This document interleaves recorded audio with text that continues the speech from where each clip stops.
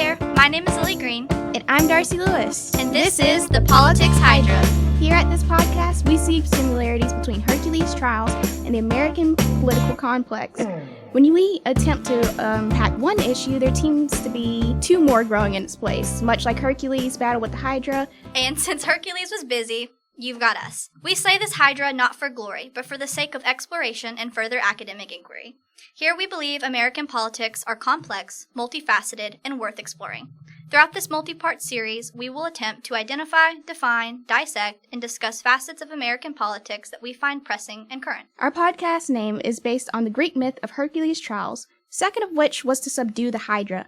I am fully aware this is not a literature podcast, much to my chagrin, but I feel the connections between our goals and the original source material would be really fun, for me at least, to talk about. So the story's a little wild, there's crabs involved, but I'll give you the bare bones of it. There's crabs involved. I don't remember there being crabs. There's crabs. Let me get there. So, our hero Hercules goes to fight the Hydra and finds out through extensive experimentation that once one head is cut off, two others grow in its place, only until they start cauterizing the freshly severed heads, do they stop growing back. However, this is not enough to kill the Hydra, so Hercules puts the whole Hydra in a hole and dips his arrows in the monster's poisonous blood to ensure future victories.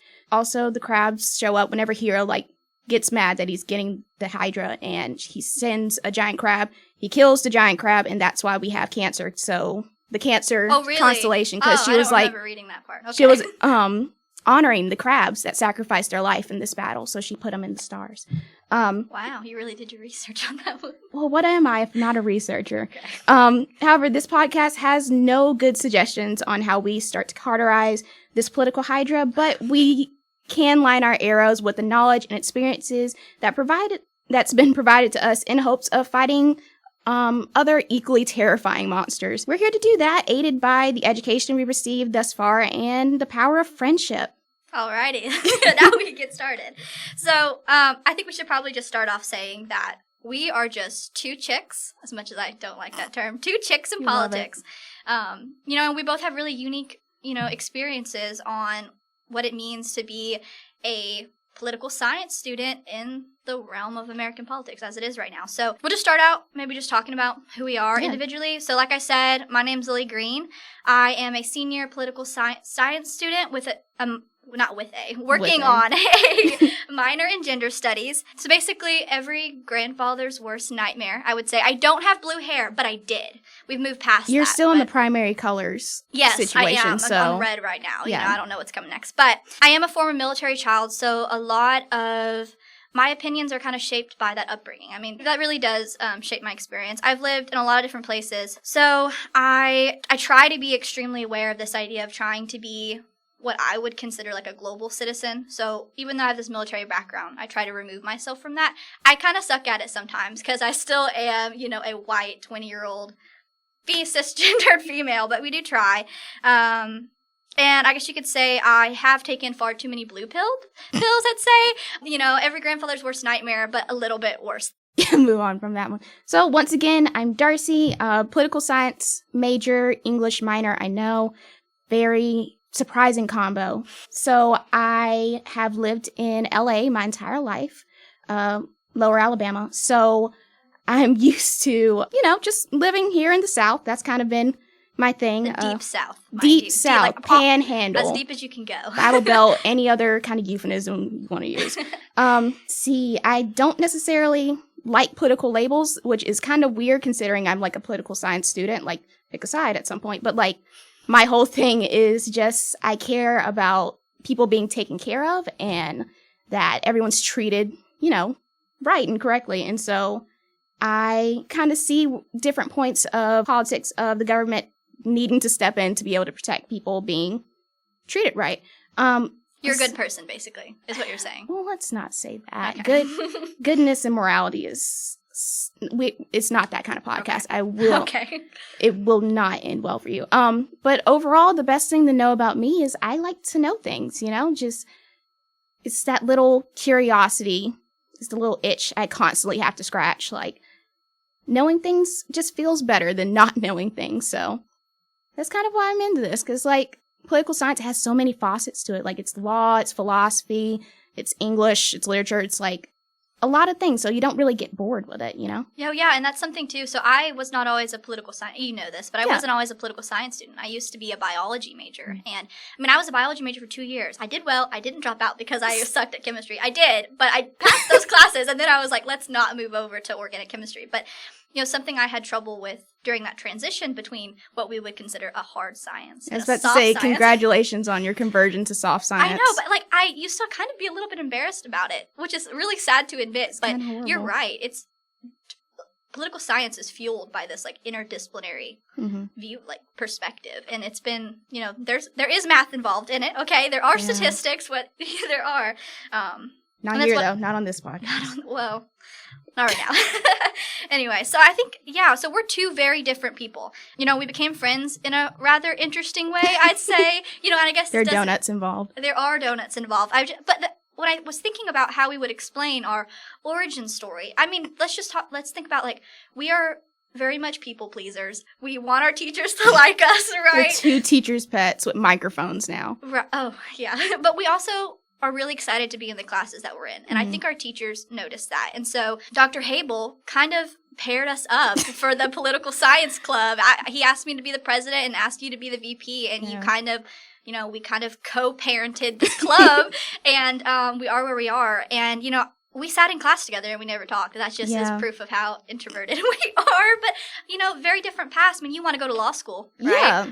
You have LSATs coming up, I have LSATs this Sunday. Very, very excited. How's that going? It's going great. I have faith in the time I put into it. For now. What does that mean? That means you feel good? I feel decent. I'm not gonna. It's too late to feel bad about it. It's Sunday, you know, like that's fair. Saturday. You should probably figure out when I'll figure out one of those days, maybe. But see, you're going to law school. Yeah, I'm going to law school. I am not. That's two very different paths, but... Is there a dichotomy that exists, which is law school and not law school?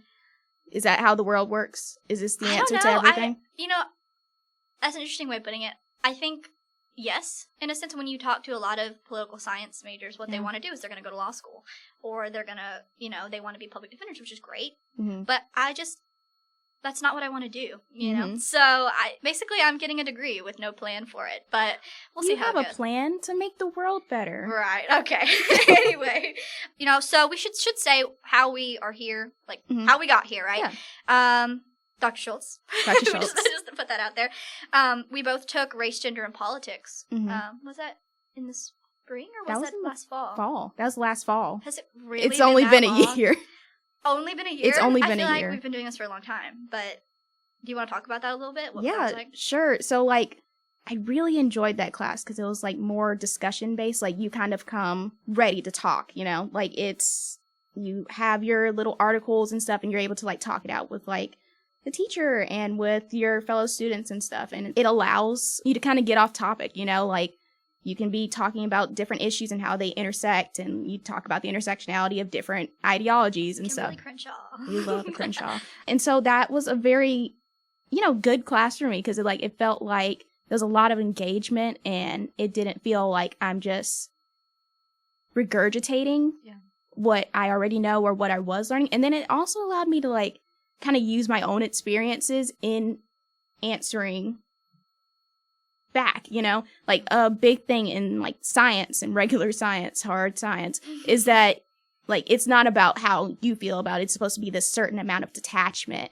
And I feel like it's kind of really liberating to be able to attach yourself to your work. That makes you being able to feel more connected and feel kind of heard and not so alone with, like, oh, I'm feeling this way. It's literally written down that other people also feel this way. So it's not like you're out of your mind for speaking your opinion, you know, working off of your experience. No, I think that's really interesting because you're just talking about, you already were talking and thinking about these things, and getting in that class kind of, not really solidified it, but, you know, kind of, how would you? I don't know, it just I think it validated a little bit. It? Like. Validated what? Feelings weren't, I don't like mushy stuff, you know? Wow. I like it to be able to be kind of backed up by stuff. I don't open my mouth unless I have something to back it up, you know? Right. And so, like, it just kind of felt really validating to have some science behind my feelings. Doesn't that feel, that's a little backwards, isn't it? No, I agree because, so, I come from a very different background, like we talked about. And that class, it was the first class it's only class that only class I've taken so far that has really just kind of opened my eyes to the real world. I hate to say that, but I am a upper. I'm a very privileged individual, and we did a lot of reading in that class. Yeah. And I read, whether it was on time or not, I read everything we were supposed to read, and by doing so, I found other things to read, and I don't think I've ever stopped. And I think that's the impact that class made for me. Is it was like, yeah, I can think about these things, I can have these opinions, but like you're saying, where does that come from? Trying to understand, yeah, this is wrong, but why is it wrong? How has this happened? And it opened up a lot of avenues. And for us specifically, it opened up an avenue for some research we have been doing, well, not doing currently, about CRT, or critical race theory. I feel like I should whisper that, but... Please don't whisper it. It goes directly to my ears. Yeah. Well, so, we took this class, we learned a lot from it, and, I specifically was going through this kind of transformational period where I was like metamorphic, like a butterfly. Yeah, there you go. And I was looking at everything, and I was like, okay, well, I don't understand that, so I have to go and read about this, and I will not go to bed until I have at least attempted to read everything. And the CRT debate, if you don't know what I'm talking about, early last year.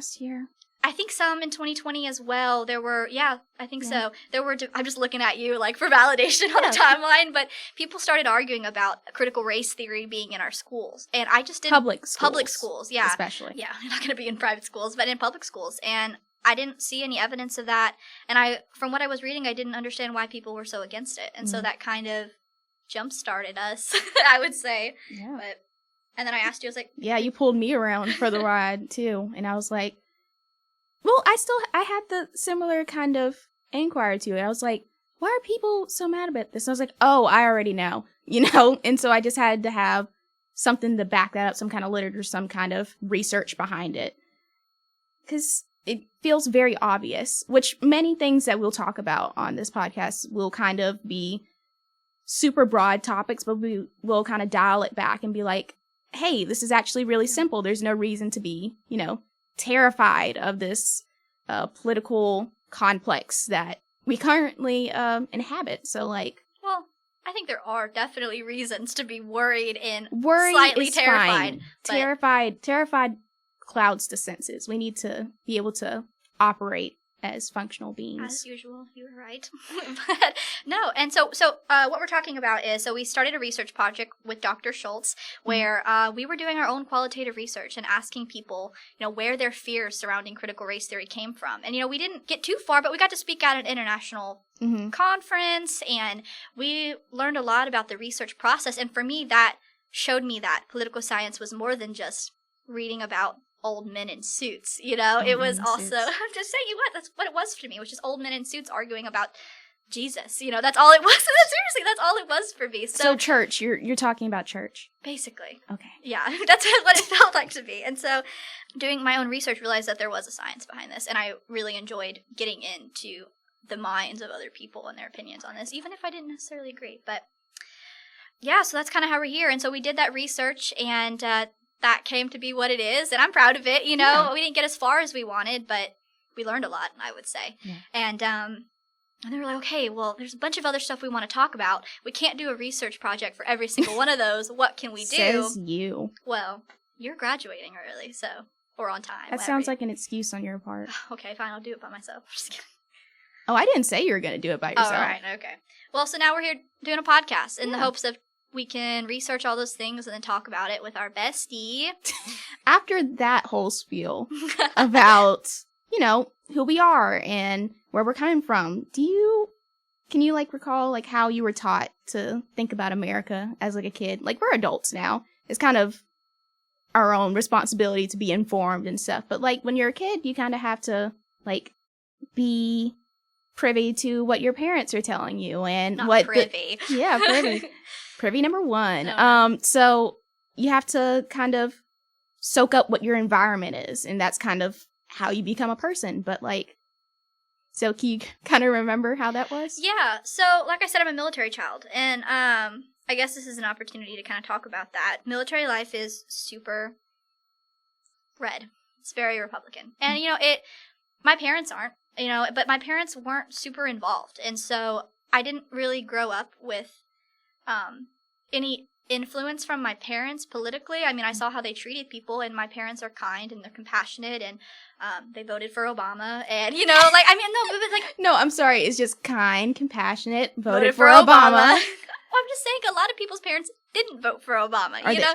So it's like, do you want to have those parents? No, so I mean, whatever. Anyway, so I don't know why that comes to mind, but I mean, I guess because the Obama elections were taking place in a time where I was becoming sentient. I'm just kidding. Starting to recognize what was going on in the world around me. And I saw my parents realizing that stuff was going on that was wrong. And they weren't really talking about it, but we were surrounded in a military culture of very patriotic, support your country, America first ideology. And that's before Trump even showed up, that was, you can blame it on Bush, whatever you want to do. That's Bush stuff, like America first. That's Bush stuff. And so, I grew up saying the Pledge of Allegiance, and now I don't. As we all did, but keep going. Now when I stand for the national anthem, I'm a little bit uncomfortable, and I don't put my hand over my heart. So, I was taught very, I would say, nationalist. Like, all my views were, like, about America. Even though I lived in Hawaii and I lived in Germany, like, it was just like, okay, let me look at it from an American lens. And it took me kind of, growing up a little bit to look at that differently, which is weird. You'd think I would have a different perspective living everywhere, but yeah, that's all I would say. And I think, I didn't think that there was anything wrong with America. I was like, this is what it is, and it's the best country in the world. But did you have a different experience growing up in Alabama, or? I don't know. It's more of like growing up black, of course. Been black all of my life. Sorry. Okay, good to know. But like, being black, you kind of have that little understanding in the back of your head that America isn't where you're supposed to be, Like, I am not supposed to be over here. I'm supposed to be chilling in Africa somewhere. I would know where if my people weren't taken from their homelands. Anyways, so yeah. But like, the thing is, like, my relationship with America as like a kid was always a certain amount of distrust, like, don't get too close kind of deal. So, do you have any military in your family? Yes, but like, I didn't figure it out until I was younger. Like, there was, like, I have uncles that, like, great uncles that went to the noms and such, like the noms and such. Which I didn't. Present, yeah. Yeah, not present right now. Like, no, not really. It's not. Our military is not really a big thing in my family. I think my grandfather tried to dodge the draft. Really? The statute of limitations is up, so. Do what you gotta do. Yeah, I know, right? No, and I'm white, and so and has that been all your life? Yeah, my whole life. Okay. Yeah, the whole thing.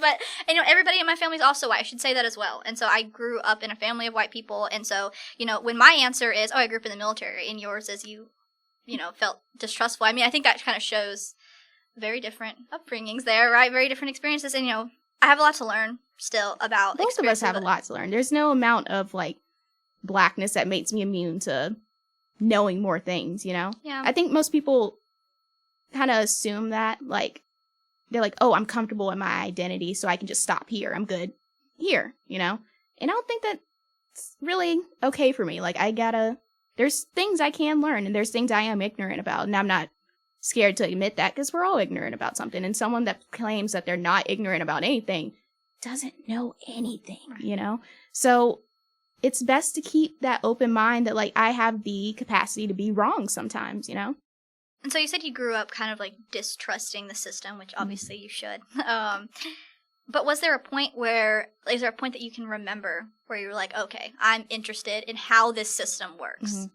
I think going back to what you said earlier about the Obama administration, like, you always get taught, like, as a black kid, like, oh, you have Black History Month and stuff, and there's all these there's a kind of push and responsibility of black parents and the black community to be able to educate the youngest members of it, of their heritage and stuff. So, like, I always had that going on in my background, but I feel like the Obama administration, especially, it kind of opened my eyes to, I mean, number one, it's like, oh, a black man's president. That's great, isn't it? I'm black too, you know? But of course, I'm older now, so I don't really, like, you know, the representation kind of thing. Descriptive representation. Thank you. That's kind of for kids. It's good for kids, but like for adults, like you have to be able to be like, oh shoot, their policies. Like I was a young kid.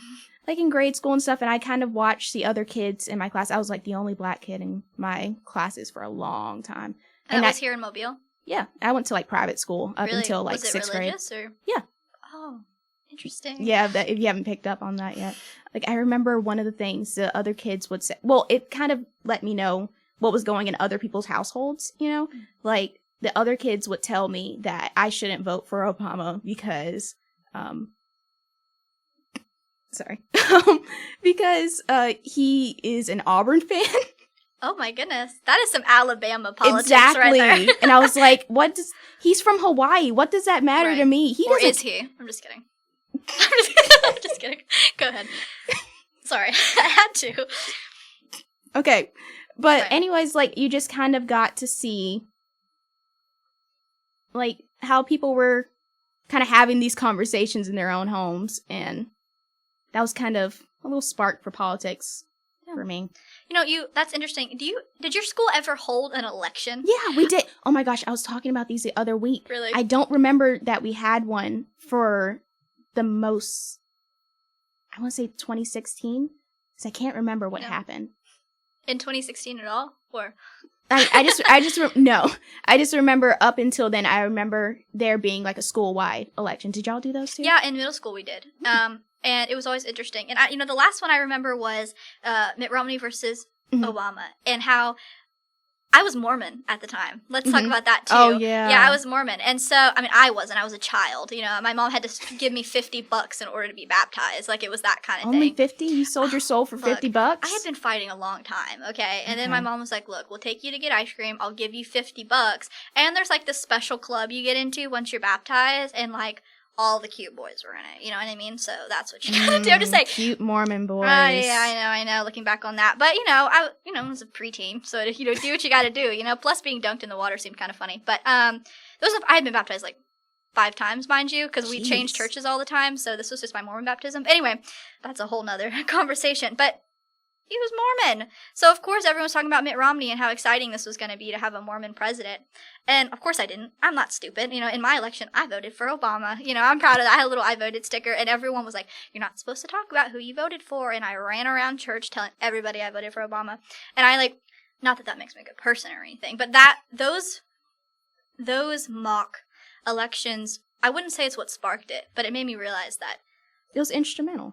But I think that's definitely what sparked it, my interest in it at least, and it kind of made me realize that my parents weren't involved and I wanted to be. But of course I went into college as a biology student. I thought I was going to be a marine biologist and go save all the turtles.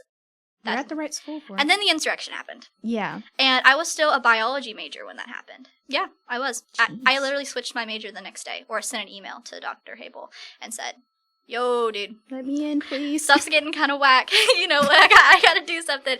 Not that I feel like I'm going to do anything, but I just realized that there's a way in which things get done. And the way I was going about things was not going to do that, So the insurrection was definitely what sparked my interest, because I was like, whoa, I didn't realize it could get like this. Get like what? I thought, because I had this idea of America is like great and it's something we should be proud of. And then all of a sudden there's a bunch of MAGA people, or Antifa, I'm just kidding, I'm just kidding, at the Capitol stomping on what was the democracy my dad had been fighting to protect. And that was really offensive to me. And so, first time I've ever been offended, I'm just kidding, but I was like, this is wrong. So that's kind of where that started. And I guess that kind of gets into it. We just want to take this first episode to simply unpack what's going on in American politics, which can be a lot, obviously, but more specifically, issues and discussions that we feel are shaping our individual perspectives, as we've already gotten into. We have very different opinions, perspectives on things, and we're going to get into more specifics in each episode, but when I had to think about what issues were shaping my view, I kept thinking of a lot of different things. Did you come up with anything, or? I mean, I kind of looked at like the increase of attention on like the Supreme Court and stuff, because like prior 2020, those 4 years, there was a lot of like attention on the executive branch. It was like, what is he doing? What is he doing? And it was trying to figure out what Trump was doing all the time. And then now he's gone, and things are kind of still going down because of like the consequences of the things he's done. Like it's almost like he's still here almost. And so a lot of attention has moved over to the Supreme Court, and they've had a couple of unfavorable rulings in the last couple of months. That's one way of putting it. Yeah.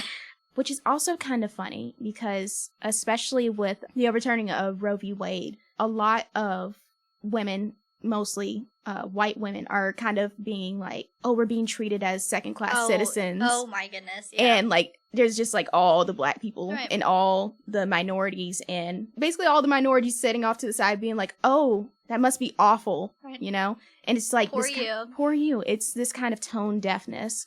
Like, not that we're not going to play the suffering contest, you know, that's not very helpful, but it is, I mean, that's kind of why we're here, to be able to obtain enough knowledge to not look silly like that, you know?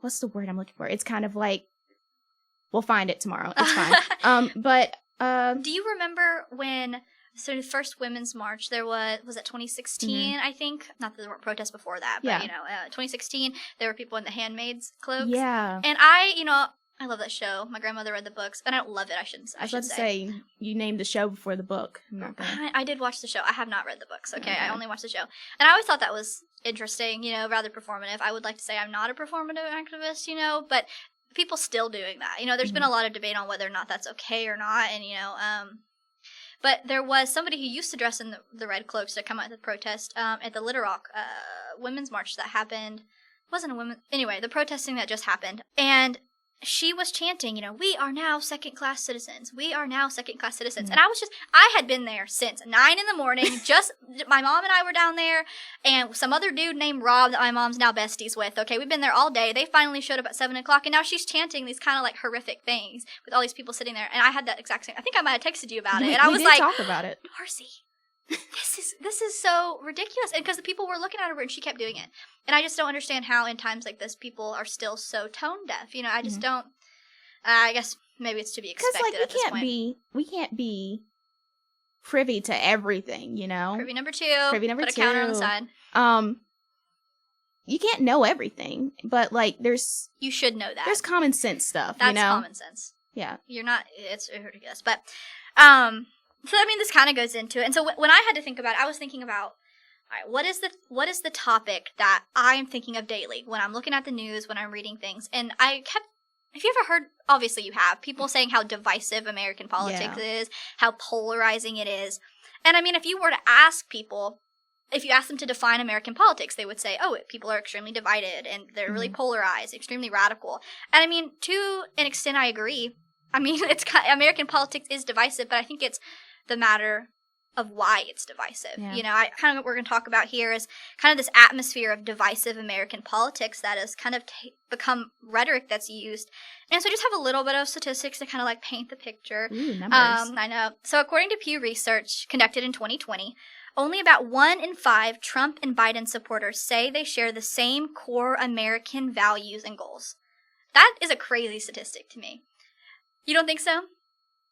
I mean, yeah, it's obvious, but 1 in 5 people are like, yeah, we share goals. What are the other 4 people, people thinking? Well, I feel like that's kind of the point, isn't it? Like, America's supposed to be, I hate the idea of the melting pot. I think we're more of a stew, you know? Yeah. Like, we're not all one homogenous soup, you know? Right. It's more of, like, chunks of this and chunks of that, and, like, we're just all in the matrix of soup together. And different goals kind of have to...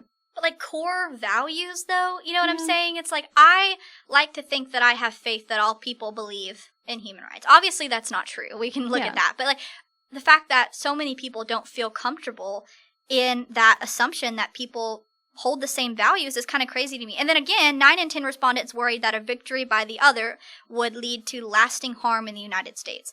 That was from the 2016 elections. But again, that's a little, like, should politics be so divided that if the other one wins, like, the world is ending? Like, that's kind of a crazy thought, but I mean, it makes sense when you look at what one side is compared to the other. And now if you think back to what were some of the core issues that they were talking about at the time, of course, the economy is always number one, but more than that, there was the appointment of new Supreme Court justices, because remember, this is before all the crazy stuff went down. Justices that would have the power to overturn precedent in this country, which they did. Yeah. Healthcare, race and ethnic inequality, abortion access, all of these issues that I believe fall out of just governmental policy. Like, a lot of these issues are just believing in basic values. And if so many people don't believe that their neighbor believes the same values as them, of course it's going to be extremely divisive. When 80% of the population can't agree on core values, and by the way, 60% of them can't even agree on what the facts are, and other people acknowledge that, of course there's going to be discourse. And so with all these statistics in mind, I was sitting there trying to figure out why it is, where is this division coming from? And of course we can take it back to the creation of a two-party system, not listening to the founding fathers when they warned us of these issues. It had like one good idea. The rest of them were slavery. Right. Right. Exactly. But we should have listened to them on this one. Maybe on this one, Still, at the core of this, to me, it seems as if it is just rhetoric being used to suggest that human rights are a facet of American politics. And because of that, arguing for them is simply arguing politics. You've heard that. Like, have you heard the term, like, politics are not polite? Yeah. You ever been told that at, like, Thanksgiving dinner? I don't know, but I have. Not really. Because, like, my family is kind of overall Democratic. Yeah. But, like, of course, there's these kind of divisions from the Democratic ideal. We just don't bring those up. I'm not much of a starter at Thanksgiving. I get my plate and I sit down. Really? But we don't really have as big political... Like, there's always political, like, talk. It's kind of impossible to get around it. It's never, like, too... like clashing sides. Yeah, two clashing there's probably sides. Not it's kind of somebody like kind of side by side, but yeah, there's probably not somebody at your Thanksgiving table going, yeah, systemic racism's not a thing. You know what I mean? Like, that's something that's happening at mine. I mean, just at dinner the other day, it was like, but these arguments about like whether systemic oppression is real and, what the difference between discrimination and oppression is, like these are discussions that are being had at my table, should be happening, obviously. But so over 50% of Democrats and Republicans all say they find talking politics with people they disagree with stressful. So, but is there no difference between the political system in which we have decided we're going to get things done in this country and human rights? Because when I was thinking about it, I feel like most issues in this country boil down to the fact that those against human rights feel protected by the system in which we call politics. And so, by that I just mean, it's okay to say certain things as long as you just say it's politics. Because if you say, this is just politics, okay? This is like... we're allowed to have different opinions. It suddenly becomes okay. It's just your opinion to believe that women don't have autonomy over their bodies or that transgender women don't exist. These are things that we're hearing people like Ted Cruz and Lindsey Graham and MGT saying, right? But it's okay because it's politics. And so that's kind of what we're going to do in this podcast is go, so these things are not okay. These things are not okay. This is what saying it's okay means that there's some underlying issue there, right? You're trying to hide that. And so I don't really know how we solve that division because what do? You compromise with the other side? Yeah, of course we're divided because I believe in human rights or we believe in human rights and the other side doesn't. So I don't even know if this division is something like to be solved. Something to work out. Yeah, I don't know. But I had one solution in one of the things I had to read, like it's chose to read about resolving the division between the American people. Basically, like, so the article was about, like, protests and how they've been used in the last couple of years, like, super recent 2020 stuff. And it was about how the increase of protests were attributed to, like, the lack of trust in the government. So you kind of do the whole talk to your legislators and stuff. Like, you have to just go out there and show that you clearly have some kind of opposition to whatever's happening. And this shattered trust can be remedied, according to the article, through a peaceful transfer of power in a presidential election, that both parties will ultimately accept the outcome, and everything's all hunky-dory. This would bring a measurable amount of trust into the American people. Unfortunately, a peaceful transfer did not happen in our last presidential election, and it was extremely counterproductive in winning back the trust of the American people. So I would add on to be like, that's part of why it's so divisive, because like there's very little trust. Like this said earlier that like I've always kind of been wary about everything in America, and then like I feel like there's a lot more people are like, wait, maybe things aren't okay, even though they might not affect them directly, you know? And it's just a lot of, it's like simmering constantly. Yeah, I agree. Yeah. Waiting for it to boil over. Basically. And in one of those incidents was insurrection. You know, Yeah. we're talking, and people talk about how bad the protests were in 2020 during after George Floyd's murder. You know, and it's because it's been simmering. This isn't new. This has been a problem. And you know, George Floyd's murder wasn't the incident to start. It wasn't the start of this. A lot of people think that. You know, people. I mean, for me, I guess it was. You know, it was really the first time that I was seeing this all over the news, and I started reading these things, but that doesn't mean it started there. I mean, this has been happening for hundreds of years, and so it has been simmering. And so when, you know, on both sides of this, and so when people don't get what they want or need, let's put it that way, I'm talking about want as in like a president that they wanted to win, the solution is to just tear it all down. And you know, that's definitely not it. But another solution that kind of goes with it, like, America's divisive and polarized. Well, just reach across the aisle. Just make, you know, work with your peers. Anyway, but you hear that type of rhetoric from Ted Cruz to even Joe Biden, you know. I mean, Joe Biden is not a Democrat. Let me say that for people in the back. He is a centrist. He's not a Democrat. I did vote for him, but he's not the end-all, be-all or the fix-it. His whole campaign is reaching across the aisle and working with these people, right? That's going to be the solution. But like I said earlier, how does one compromise on issues involving human rights? You can't really go, okay, well, some people can have abortion access and some people can't. Like, you can. I mean, that's literally what's happening. Rich white women can get abortions, but anything out of that, you know, but that's not a compromise. And that's the thing, is that they don't compromise. And when I say they, I'm talking about Republicans in Congress, okay?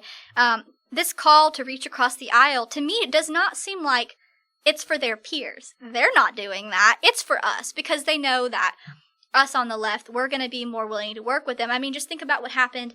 I mean, we'll get into this, I'm sure, in a Supreme Court episode, but with Obama, you know, in the death of Scalia, right? So he did nominate people, but the Republicans said, no, we're just not going to vote. You know, and he did have the power to go, okay, we're going to do this anyway, but he didn't, because, you know, when they go low, we always try to go high. We're going to follow the rule. We're going to protect the system in which we think works, but that's not necessarily true. And so they were just refusing to do anything about it. And I mean, just look at how they're treating the insurrection hearings. I mean, Ted Cruz quite literally is calling them a kangaroo court and a joke, and MGT is claiming it's an over-dramatized issue. Again, rhetoric. It's their attempt to change the narrative so it seems more palatable, as if we are the bad guys for being divisive, for not agreeing for them on these things. And so if they can bring it all back to the left, put all of the responsibility on the left to compromise with them, they're being unreasonable. They can just ignore it as what they're doing completely. You know, and so I say all this to say, like, the very point of this podcast, at least for me, is the idea is to talk about what's going on in American politics. And if there's anything we've learned from our CRT research, there is an effort to rewrite history and the narrative surrounding it. And so the topic of divisiveness doesn't seem like it's that pressing. It is. It is a small attempt to rewrite what's going on in American politics. Do you feel any optimism for, like, America and its politics, you know, for the future? I think I'm the wrong one to ask. Okay. No, I don't. Okay. You know, my plan is not to stay. You know, my plan is to leave. I don't see a future here. And that's crazy, because I talked about how it's like, so America first, like America's the best. And now my plan is to just get the heck out of Dodge, you know. And I think, you know, my boyfriend used to say to me, he did say to me one time, I was so worried about Trump being elected. I said, if he wins again, we have to leave. We can't be here. And he said, no. If he wins, you know, it's just social media. That's what's pushing that, right? When they overturn Roe versus Wade, it's time to go. And they did. You know, they did. And so... And you're still here. And we're still here, but it's like, there's financial obligations, right? Yeah. You know, you can't just actually get out of Dodge. There's got to be a way to do that. And so I don't necessarily have optimism for American politics. I do have hope in people. Yeah. And I know it's super cringy and an awful way to kind of... I have hope in the American... I mean, look at you. You're going to go be a lawyer. You know what? No, I'm just saying that people like you are doing the right things. I'm sorry, but they are. They're doing the right things. And these people are going to take office. And so I do have hope that things are going to get better. Do I think it's going to get fixed? No, because I think the system was broken to begin with. And unless we're just going to completely restart, Which we're probably not. Right. And unless we restart, it's still American politics. You know what I'm saying? What about you? I mean, I feel like I have to. Like, I feel like there's so many people that have worked so hard. Not many people have much faith in things getting better. You know, it's about, I don't even think it's about getting better. I think it's about, like, kind of sticking it out and being enough of us to be able to keep each other safe, you know? Like, especially down here. That's kind of a thing. Like, because you live in the Deep South, you have the constant idea of, like, what kind of hate groups are nearby or whatever kind of, like, the worst things are happening down here. Yeah. So, like, you don't necessarily build up a tolerance to it, but you kind of always know how you are and are not supposed to be treated, you know? Do you think getting a political science degree in the South, like, is gonna, because I assume you're gonna, I mean, well, you're staying kind of local, you know, for law school. Well, no, you're not actually. Really. You're leaving. Yeah, you're leaving completely. Yeah. And so your undergrad's gonna be here, but do you think you're gonna carry this with you when you go to law school? I mean, I feel like I have to. Like, my whole thing is, like, for a while, I kind of contemplated not, like, going so far for law school, because, like, then you'd be able to work out, like, networking things down here, because I feel like the place that needs the most help is, like, down here where I'm living, but I feel like I need to kind of get out and be able to have the opportunity to grow as a person without being in this very comfortable environment for myself. So the next few episodes, we're going to get into specifics, and we're going to be talking about some pretty controversial things coming up. But, you know, it's going to be way more research-based, and I'm really excited about that. But this was just an opportunity for us to kind of introduce ourselves. Yeah, introduce ourselves, get used to this format. And, you know, as we learn how to do this, and as we learn in general as people and as students, we hope that through this podcast that you'll learn something with us, hopefully. Yeah, we're new at this, and